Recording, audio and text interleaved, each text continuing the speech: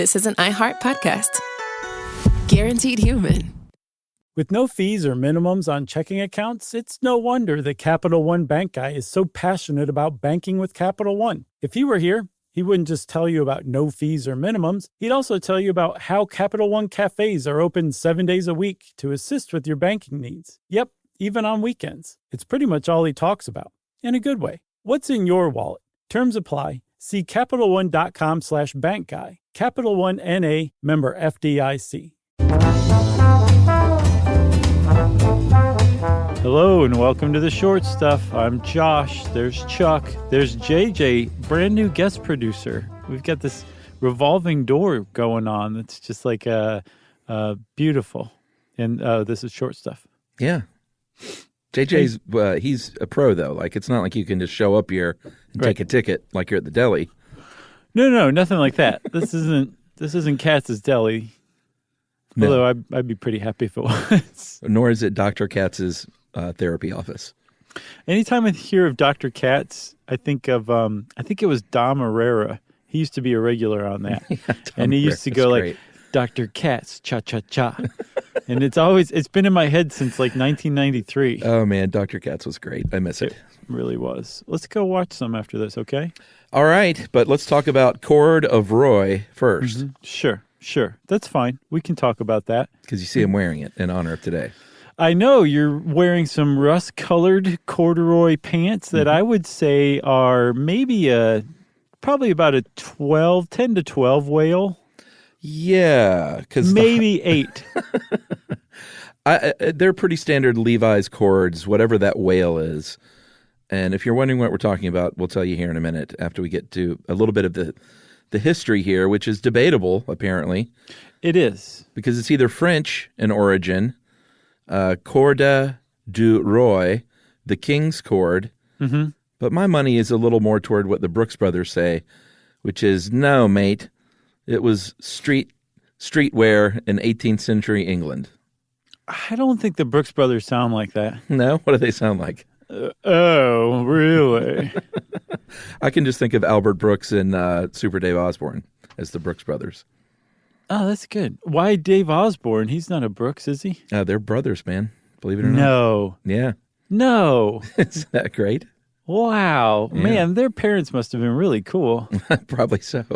Okay, so either way, what we're really talking about here is where the origin of the name for the fabric came from. It looks, Chuck, like corduroy has its roots way further back than that, and that it comes from possibly and probably a type of fabric from dating back to about 200 CE, back in ancient Egypt, called fustians, named after the city where they were made, Al-Fustat, which is, I think fustian is still actually a term for certain types of corduroy or certain types of fabric, including corduroy, that are real thick and squishy, and originally they were pretty coarse. Yeah, but that Brooks Brothers story has a lot of credibility because the word cord, referencing the rows, the ridges, the cords. Yeah, which makes sense. And duroy, which is a wool fabric. Right. That sounds like a pretty open and shut case to me, no? Yeah, I'm good. I'm with you. I'm going with the Brooks Brothers interpretation too. It was really just the impression you did that I had an issue with. Oh. Okay. But the fabric itself, you think that is Egyptian or Middle Ages and then later Egyptian? No, so it was Egyptian first, but it was it wasn't corded. There weren't wales on it. It was just one thick piece of, like, velvet kind of, right? Where you have a certain kind of fabric, and then woven on top of that fabric is the fabric that makes it kind of plushier, thicker, sturdier. And that is what corduroy is at its base. And that's what they were making for many, many centuries. And then finally, at some point during the Middle Ages, somebody said, hey, I've got a really good idea about this. Let's turn this into corduroy by cutting rows into this stuff. Right. What we do know in the United States is that it was first made in Worcester, Mass. in about 1780. And I do need to shout out Corduroy the Bear here, because not only does it appear in this How Stuff Works short article on Corduroy, but I have a pretty great Corduroy the Bear history, which was I loved that book a lot as a kid. Sure. Did you?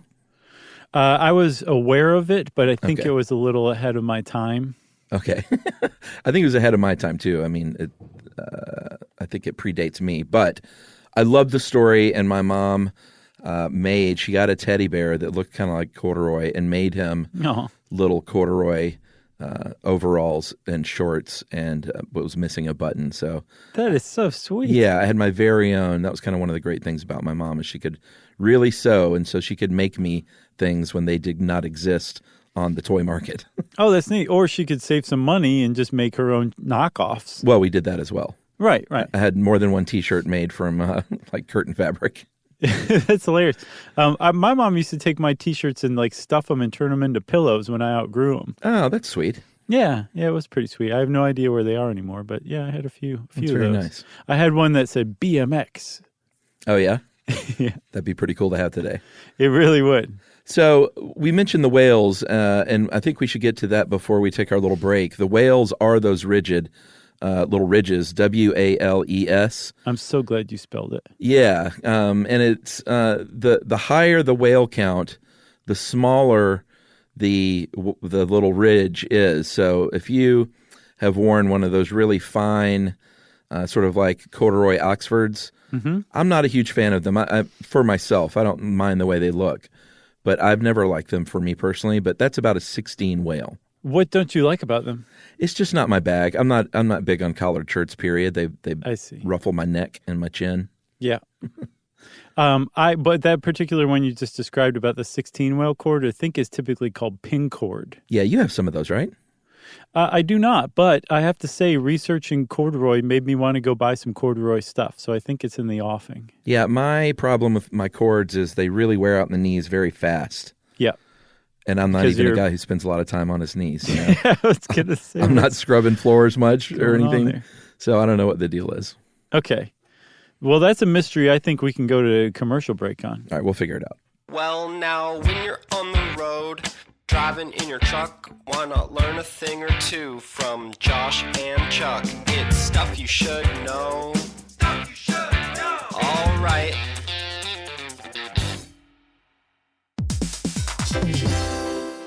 Work can be a little weird. One minute you're in a meeting that could have been an email. The next you're trying to decode corporate jargon that somehow means nothing. And don't even get us started on the quick sync that turns into a 45-minute deep dive. Yeah, well, the truth is figuring out your career isn't always straightforward. Whether you're trying to grow, pivot, or just stay relevant, it can feel like you're navigating it all on your own. Well, that's where LinkedIn comes in. That's right. LinkedIn can help you grow your career, helping you confidently navigate your path with insights, ideas, and inspiration from your professional community. You can stay up to date with the latest trends in your field, connect with people who get it, and discover opportunities tailored to your goals, your experience, and what actually matters to you. Whether you're looking for something new or just trying to grow where you are, LinkedIn gives you the tools and connections to move forward with confidence. Because LinkedIn is the network that works for you. Visit linkedin.com/knowstuff to learn more.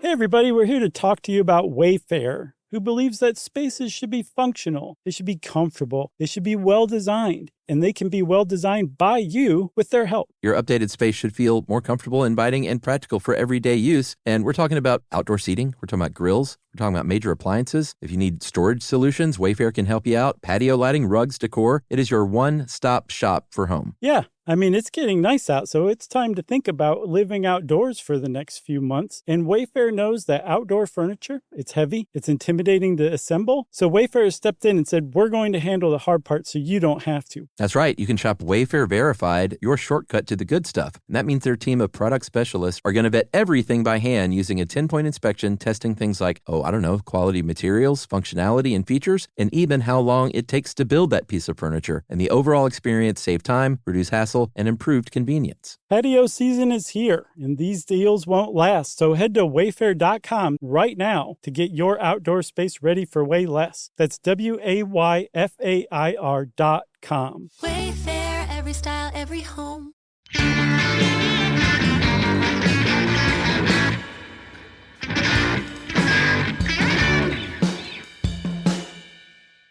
All right, Chuck, we're back, and let's talk a little more about how corduroy is made, right? Because this blew my mind when I finally saw some diagrams and I understood it. All right, let's hear it. So with a typical fabric, you take two different sets of yarns and you weave them together perpendicular to one another, and you have fabric. Mm-hmm. When you're making a fustian, like a thicker, fluffier fabric, like, say, terry cloth or velvet or corduroy. Terry cloth. It's very nice, isn't it? Yeah. You use a third set of yarn.